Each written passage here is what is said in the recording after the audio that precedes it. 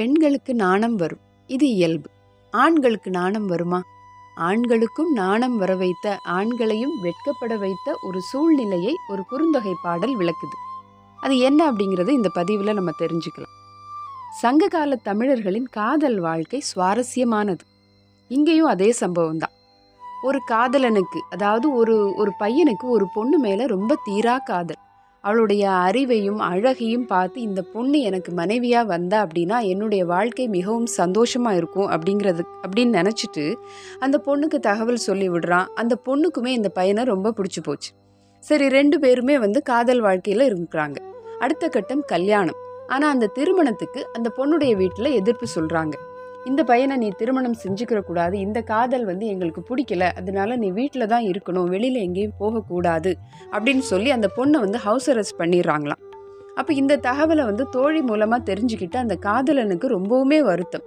அடடா, இந்த பொண்ணு எனக்கு கிடைக்காம போயிடுவாளோ, என்னுடைய எதிர்காலம் சந்தோஷம் இல்லாமல் போயிருமோ, இவ கூட நான் சேர்ந்து வாழ்ந்தேன் அப்படின்னா என்னுடைய வாழ்க்கை ரொம்பவுமே சந்தோஷமாக இருக்கும்னு நான் நினச்சேனே, இதெல்லாம் நடக்காமல் போயிருமோ அப்படிங்கிற வருத்தம் அவனுக்கு.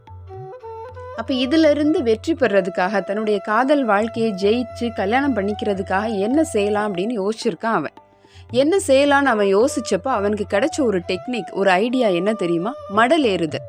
மடல் ஏறுதல் அப்படின்னா என்னன்னு பார்த்தா, அதாவது முன்னாடி காலத்தில் இந்த ஒரு பழக்கம் இருந்துச்சான்.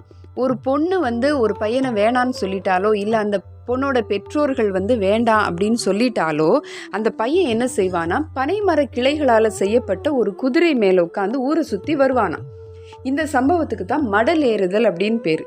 இதை கரெக்டாக சொல்லணும் அப்படின்னா, மடல் ஏறுதல் அப்படின்னா அந்த பனைமர கிளைகளில் ஒரு குதிரை மாதிரி ஒரு வாகனத்தை செஞ்சு அந்த குதிரை மேலே இந்த காதலன் உட்காந்துப்பானா. எருக்கம் பூவை மாலையாக போட்டிருப்பானா. அவனுடைய மேலே போத்திருக்கக்கூடிய துணி அல்லது கையில் பிடிச்சிருக்கிற ஒரு கொடியாக என்ன வச்சுருப்பான் அப்படின்னா, அந்த பொண்ணுடைய புகைப்படத்தை ஓவியமாக வரைஞ்சி அந்த பொண்ணுடைய பேரை எழுதி அந்த துணியை கொடி மாதிரி பிடிச்சிட்டே இருப்பானா. அப்போ அந்த தெருவில் உள்ள சின்ன பசங்க இல்லை வாலிப பசங்க அந்த பனை மரத்தால் செய்யப்பட்ட குதிரையை இழுத்துட்டே போவாங்களாம். அப்போ ஊர் பூரா சுற்றி வருவாங்க. இதில் என்ன தெரிஞ்சுக்கலாம், என்ன தெரியுறாங்க அப்படின்னா, மறைவாக இருந்த காதல் இப்போ அந்த பொண்ணோட பெற்றோருக்கும் தெரிஞ்சு ஊரில் உள்ள எல்லாருக்குமே தெரிஞ்சிருச்சு.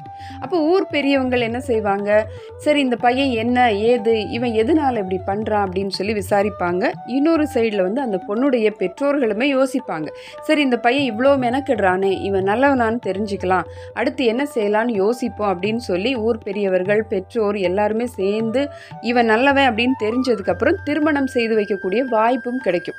இதுக்காக தான் இந்த மடலேறுதல் அப்படிங்கிற ஒரு சம்பவத்தை பண்ணிட்டு இருந்திருக்கிறாங்க.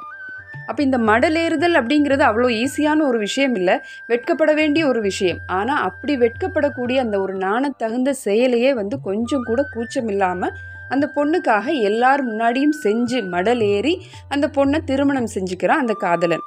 அப்போ அந்த காதலனாக இருந்தவன் கணவனாயிடுறான், கணவன் அப்பாவாகி அப்பா தாத்தாவாகி இப்படி அவங்களுடைய வாழ்க்கை பயணம் நல்ல முறையில் போயிட்டுருக்குது.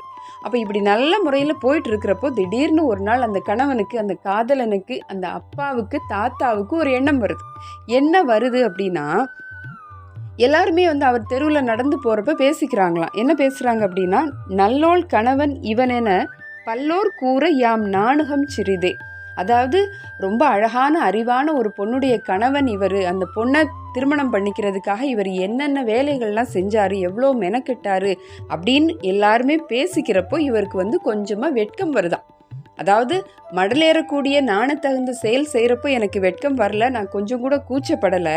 ஆனால் இந்த பொண்ணுடைய கணவன் இவன், இந்த பொண்ணை கிடைக்கிறதுக்காக அடையிறதுக்காக இவர் செஞ்ச விஷயங்கள் இதெல்லாம், அப்படியாகப்பட்ட ஒரு நல்ல மனிதர் அப்படின்னு சொல்கிறப்போ இவருக்கு வெட்கம் வருது அப்படின்னு சொல்கிறாரு இந்த காதலர். இந்த குறுந்தொகை பாடல் இதைத்தான் விளக்குது. அப்போ உண்மையிலே சங்ககால தமிழர்களின் காதல் வாழ்க்கை ரொம்பவுமே சுவாரஸ்யமாக தான் இருக்குது இல்லையா? இது போன்ற சுவாரஸ்யமான தகவல்களுக்காக தமிழ்மயத்தோடு இணைந்திருப்போம்.